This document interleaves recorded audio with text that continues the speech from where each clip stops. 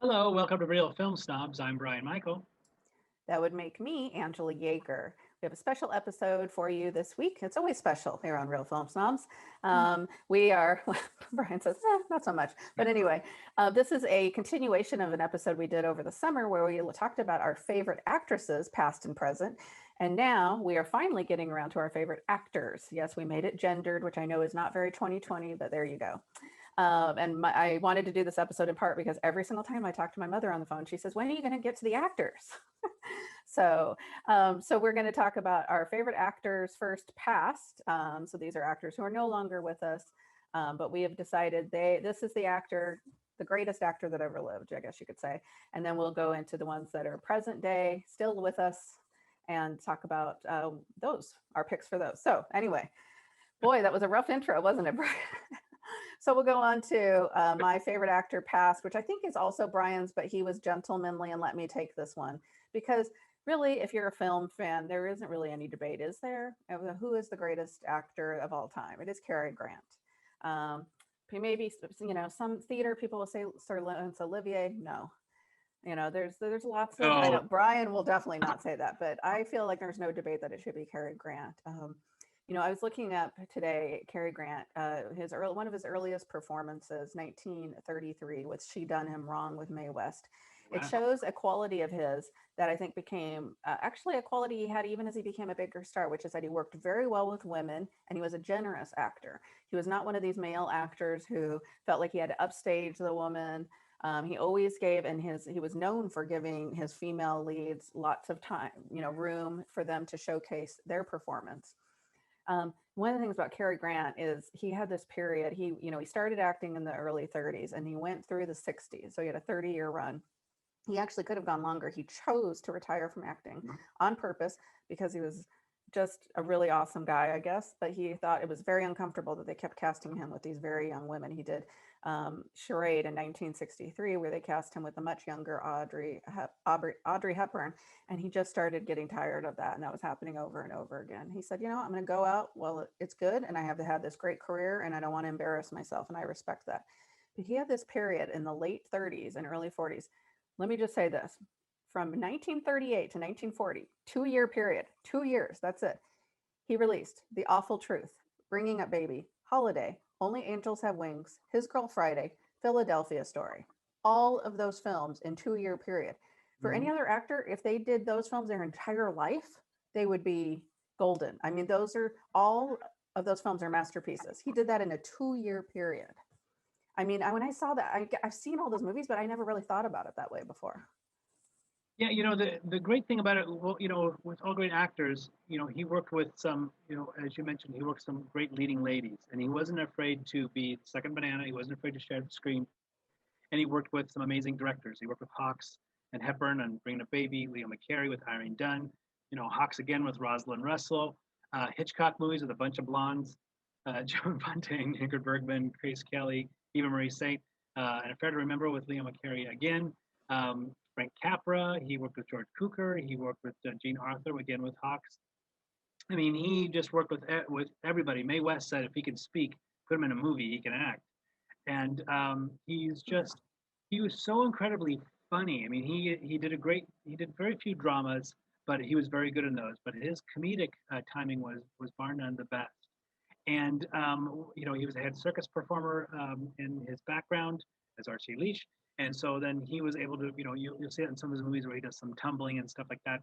But more than anything, he was really, really funny and could do that quick, the screwball comedy, better than anybody else.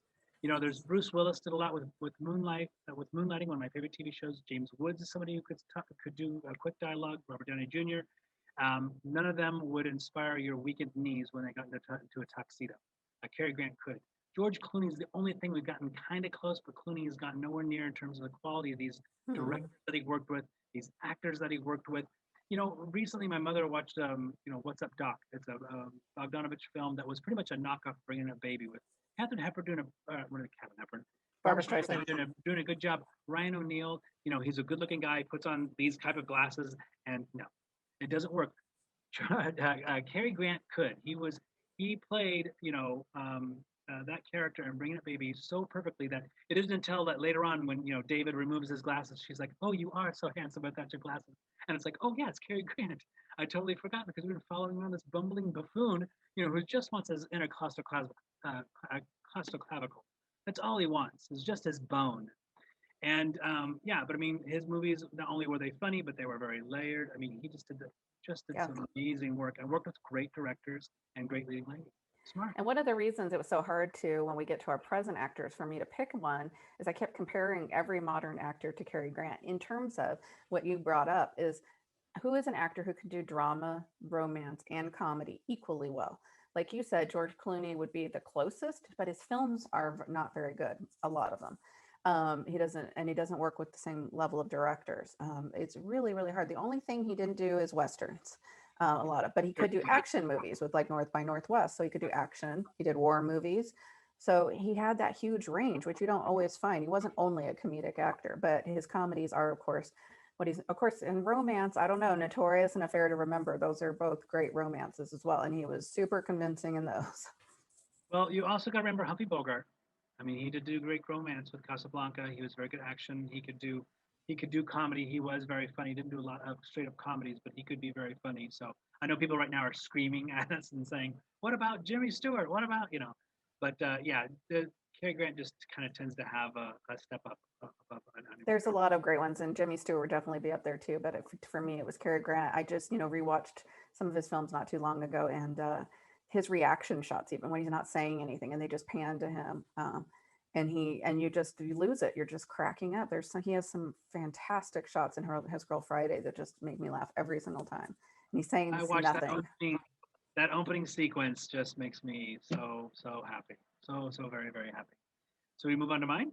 Yes. Okay, so I had to go with my second favorite, which actually I think was actually Woody Allen, but for some reason I went with my third. But well, it's easier to walk just Cheetah Mifune. It's a little harder to talk about Woody Allen nowadays. So there are special effects, there are epic films, there are Monument Valley, there are things that you want to see cinema on the big screen, and Forces of Nature, and Toshiro Mifune, the Japanese actor who worked so many times with Akira Kurosawa and Atlas, and also continued after, is one of those forces of nature. If you've ever seen Redbeard, that opening, the reveal scene of him just turning around and just being Toshiro Mifune, who was just this big omnipresent. I mean, he was not made maybe for stage because he was such a big um, uh, um, presence, but on screen he's just made to be there. I know that when Akira Kurosawa saw him and went, "Oh, this is the guy." Same thing John Ford did with John Wayne and went, "That's my guy. That's my movie star. Hitch it to him and let's go." And Mifune, he was the baddest of the bad.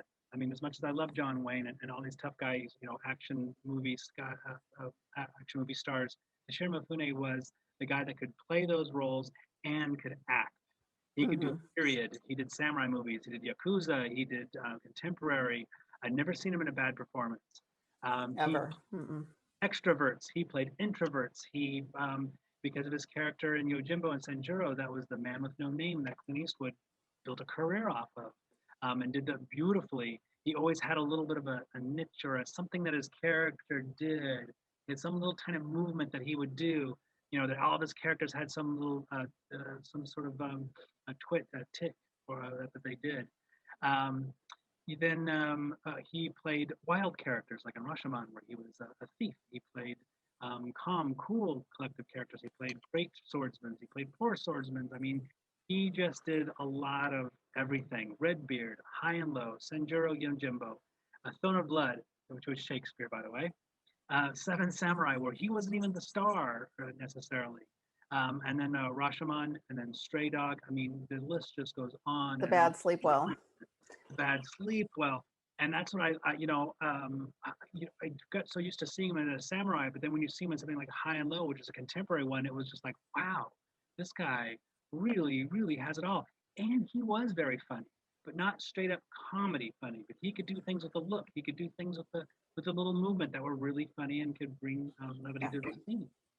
Just one of my all-time favorites. I just recently watched Yojimbo and Sanjuro on Criterion Channel, and the Yojimbo in particular is so funny. He's actually extremely funny. He does, like you said, the side look or the reaction shots, and he just saunters into a room and just would sit down and I can't even explain it, but his comedic timing was impeccable.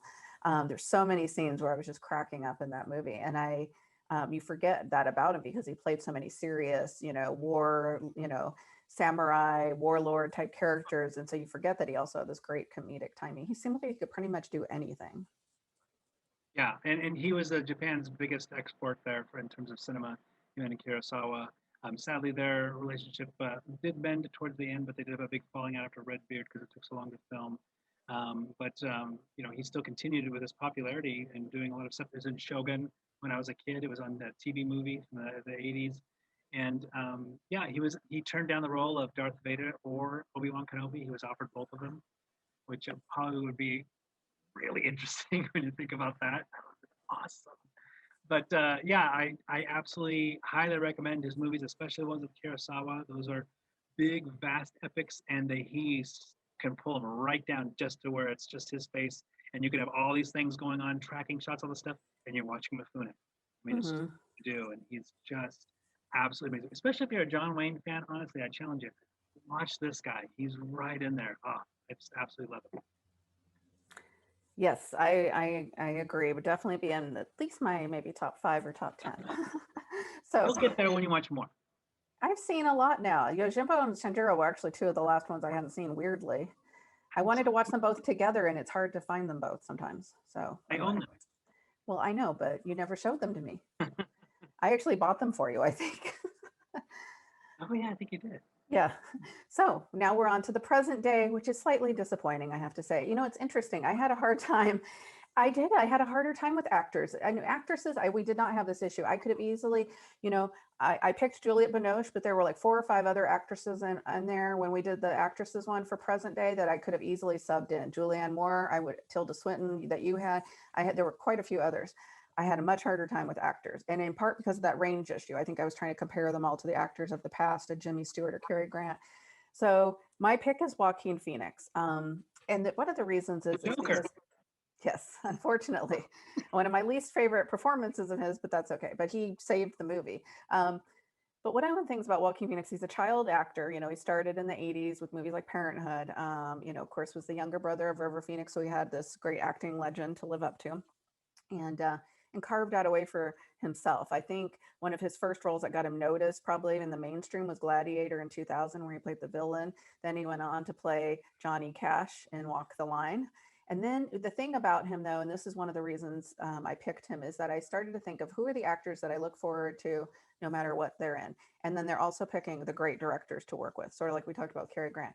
So um, he worked with Lynn Ramsey with You and Were Never Really Here, one of the greatest films of that year. Don't Worry, He Won't Get Far on Foot, very underrated comedy, more of a comedic performance with Gus Van Sant. Her, also a more comedic performance, dark comedy with Spike Jonze. The Master, not everyone likes it. I like that movie. I know Abby's watching probably and, grimacing right now. Paul Thomas Anderson, though, great filmmaker. Sisters Brothers, which is one of his more recent films with Jacques Audiard, one of the greatest upcoming directors in France. So he just continues to work with really amazing directors. And then I looked him up. His next 2 films, he's working with Ridley Scott again. He's going to play Napoleon. I'm not sure how that's going to go over with the French, but that's what it is. And then he's working with Mike Mills, which I'm super excited about, who did 20th Century Women, in a more of a lighthearted film, like a road trip movie. So I'm excited for what he's going to do next. And he's just a really great, interesting actor. Yeah, that was when I was trying to help you figure out when I was sending you ideas. I think I told you it was going to be River Phoenix, I think. But there was so many. There's a great crop of young actors. Ryan Gosling had a 2 year span there. What was like, oh my God, this guy is ridiculously talented. There's so many of them out there that, oh gosh, and I'm trying to think of Ben Affleck, Casey Affleck, who's, wow, ran circles past his brother, who I'm always really interested in. He's certainly one that I would look forward to. Yeah, with Joaquin Phoenix, I really enjoyed. Of course, I enjoyed the Joker. I gave it 4 stars. I thought he was fantastic in that. Sister Brothers, I thought he was really great in. He's just one of those characters. He, luckily, because of Hollywood, is just attractive enough that he's a lead actor. If Yeah. he took away some of his looks, he'd be an amazing character actor. He'd be right along there with Philip Seymour Hoffman and making, pushing elbows back and forth. And I hate saying that. That's the way it is in Hollywood there. But either way, it would be fascinating because if he was not the lead and he's the side character, then he's got no borders. Then it's, he can do whatever he wants there in a way that would give him a little more freedom, and it would be fantastic. So I would love to see him in a bigger ensemble where he can just really let loose and kind of do his own thing and let someone else do the boring parts and explain what the heck is going on and why we have to save the world. Not that he has ever in those type of movies, but and I like that he's a great a character actor that just happens to have leading man looks and takes on these. It feels like Neil Young, after the Gold Rush, and he wanted to just steer towards the ditch. He said, "I had a hit, and I didn't like that." And that seems what Joaquin Phoenix does. He's just like, I want to do something that's challenging. Let's go over here and just try something different. I'm working with an actor or a director that no one's heard of, and I'm going to make this movie that no one's going to see, but the 5 people that do are going to be blown away because it's absolutely fantastic. Yeah, which is why I picked him, I think. I thought about Ryan Gosling, to be honest, even though I don't know this seemed an obvious choice. In that, sort of like the Cary Grants of the world, not that I'm comparing Cary Grant, but Ryan Gosling, when I started thinking about it, he can do drama, he's done action, Drive, other action movies, comedy, and he's done romance and musicals even. The problem with Ryan Gosling is he's done a few great films, but he's done a lot of just okay films. And there was just something about it I just couldn't feel like he's quite up there yet. Maybe in 10 years, we'll see. Yeah. Yeah, so Joaquin Phoenix, is definitely somebody that I don't think there's too many missteps. There's only a few movies of his I haven't seen, but I hadn't voted because they're necessarily bad. It just hadn't gotten around to seeing yet. And I always appreciate his work and certainly what he's doing. And he is one of those people that you look forward to. That when you're seeing the trailer, like, what? Ooh, hey, Joaquin Phoenix is in. I want to see that. Yeah. So that's definitely. Let's hope it doesn't blow up in your face, Angela. So yeah. Hopefully he doesn't have a Me Too next year. Yeah. Well, honestly, it would have been Philip Seymour Hoffman if he hadn't gone and passed away. No, I was thinking if he played a superhero. Oh, a superhero? Wait, he already did. Anyway, a supervillain. So we go on to mine now. So with mine, it was a little bit harder because then you have the young bucks here, and then the ones that have already passed, and then you have the in between there. And I was really leaning towards Gene Hackman just so I could talk about Night Moves because I love that movie so much. And but then I remembered how much I love Robert Duvall, and I've never seen him do a bad performance. I have seen him in some bad movies. He has taken some paychecks. Ooh, he has taken some paychecks, but he has always been somebody that has a joyful performance. When he did Days of Thunder with Tom Cruise, directed by Tony Scott, and that was a paycheck movie, and it was one of his first mentor. I'm the mentor in the movie, and I tell you what to do, you're not going to do it. And he explains things that you don't push on this, and it's going to explode and blah blah blah. He does all the exposition, but you can just see in the moments in between that he's enjoying it and getting a kick out of it, and really loves his job. I assume, and I hope so. He's had 7 Oscar nominations. He's only won 1, which really knocked me on my heels because I swore he had won 2. He lost The Apostle to Jack Nicholson, which was a real painful because as much as I love As Good as It Gets, The Apostle I think is one of the greatest performances, period. Oh, I forgot that he lost for that. I guess I thought he won for The Apostle. In my head, he won for The Apostle. I was very upset about that. So he started in To Kill a Mockingbird where he played Boo Radley. Later on, he was in True Grit. He was in MASH, which I totally forgot. He worked with Altman there. He was in a couple of movies in the 70s, The Godfather and The Godfather 2. I don't know if you ever heard of it. The Great Northfield, Minnesota Raid. The 7th Cent Solution, where he played Watson. Apocalypse Now, where he's in the movie for, 5 minutes, got an Oscar nomination, stole the movie, has the best line. I love the smell of napalm in the morning. Don't serve. Then he took almost that same character and did The Great Santini, which was later spoofed by Mike Myers in those Austin Power movies, and it still scarred me that he did that because that still bothers me with the basketball scene with his son. Is one of that's just a terrifying scene. Tender Mercies, which he finally won the Oscar for, but which was more of an accomplishment for his breadth of work at that time.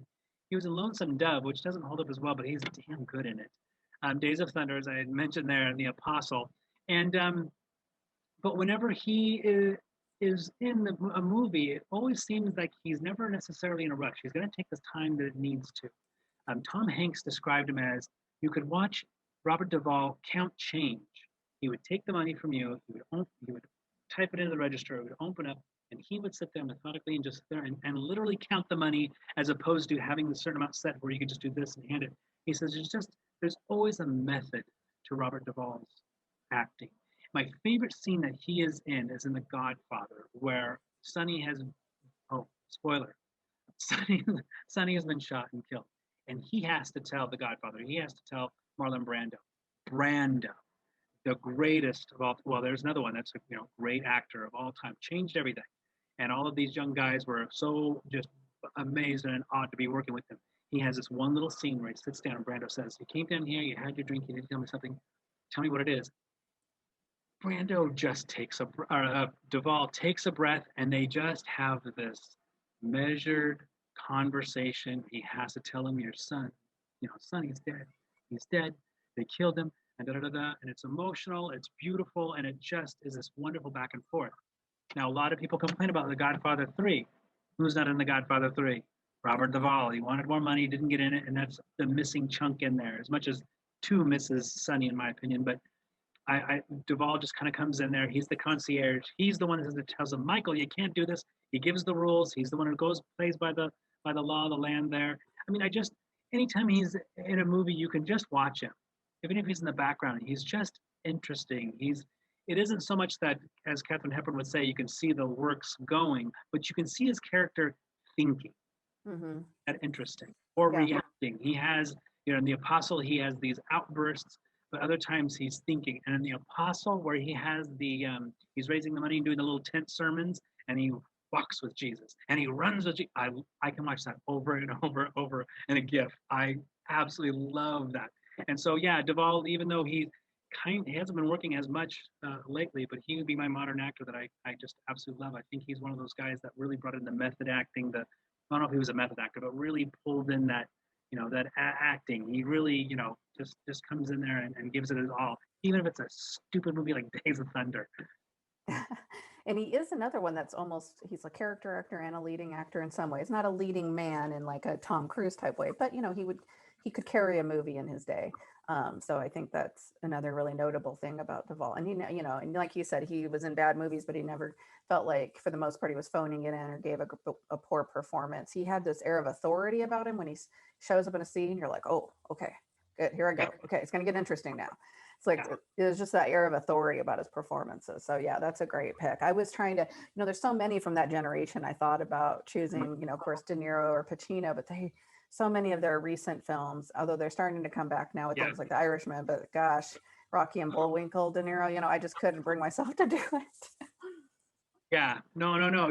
Yeah, those guys certainly in the 70s and the 80s and maybe a little bit of the 90s, but right after Heat, it just was like, dude, you can skip big, huge chunks. Though De Niro had a really great, went into comedy and did some really cool comedies. And I thought he was great in the Fokker first movie and the second, but yeah, he found some, comedy that I thought was really interesting. And I really liked that. Gene Hackman was the one that I always thought was interesting because he was this character actor and a tough guy. Like Humphrey Bogart was a tough guy. I'm like, really? I'm pretty sure I could, a good sucker punch. I might want to take you in a fight. But they play these tough guys, and they really quite believable doing that. And I love what Gene Hackman and his choices that he made. I mean, we have the Ghosts of Mississippi, then you have Unforgiven. He's absolutely fantastic. Did I mention Night Moon? And then, of course, the Popeye movies that he did. Popeye movies. No, that was the name of his character. French Connection 1 and 2. But yeah, that was definitely one. Woody Allen was another one of my favorite ones. Did a lot of dramas. Did a lot of comedies. He has the influence of Keaton, Chaplin, Bob Hope, which not a lot of people necessarily can say they can do. And I loved his acting. Jimmy Stewart is another person. Certainly we talked about him before. Who did romance, did modern films, was great in westerns, and made some of the absolute best westerns. With Anthony Mann. Yeah, I mean, aside, take John Wayne out of the picture there, and then it's like freaking Jimmy Stewart. Are you kidding me? And then he worked with Hitchcock, and That's insane. That's kind of crazy there. Yeah. And of course, I mentioned Chaplin, Keaton. I mean, who can do what those guys can do? Nobody Yeah. really. There's a I mean, lot that could be in there for sure. Yeah. yeah. Fatty Arbuckle's another one that you go even back further. But yeah, then they get the Barrymores, the whole family there. There's a lot of really great Not actors. Drew. No, just kidding. Oh, poor Drew. Uh, but certainly we go by the auteur theory, going by directors and stuff. But you also got to remember a lot of the times the actors that they hang these on. Tom Cruise is another actor that I just absolutely love and will always follow because this cup of coffee is going to save the world. Run, Tom, run, and he'll grab it. And my God, he'll run as fast as he can, and he can hold those Mission Impossible movies with all the stuff going on, and you just grab onto the roller coaster ride and go. And he makes challenging films. Some fall on their face, and but he's willing to go out there and try. I don't know that Cruise, though, especially lately, challenges himself that much. He does a lot of, Mummy 2, 1, 2, 3. Yeah, he's phoning it in a lot. So Well, I think those Mission Impossible movies aren't easy for everyone to do. right. So He wants to be a movie star, though, and he wants to just keep doing those kinds of movies, which is fine. But he's not doing the Magnolia type movies as much anymore, which is too bad. Yeah, but he could done it. I wish he Well, would he's done shown he could do it, so but it just chooses not to, I think. Okay, Yeah. so we'll wrap up. You can check out our picks for our favorite actors on our website and let us know on Facebook or on Twitter if you agree or disagree or who some of your favorite actors would be. We'd love to hear from you all. You can always go to our website at realfilmsnobs.com. And again, check us out on CC Media here in Salem, Corvallis Access Media, and Silverton Scan TV. And as always, I'd like to thank our fantastic crew, even though they're not with us and we miss them, and the fantastic Brad Wortman for taping the show and being our editor extraordinaire. And of course, as always, my fantastic, handsome, and charming co-host, Bryan. And thank you to our wonderful sponsors as well. And as always, you can check us out on, I forgot to mention we're on YouTube. So make sure to hit that subscribe button and subscribe so you don't ever miss an episode. It can be hard to keep track of time these days. So you definitely want to hit that subscribe button and you'll be notified whenever a new episode appears. And we're still out here watching movies to keep you entertained and to keep ourselves entertained. So as always, have a great day and great movies. Thank you.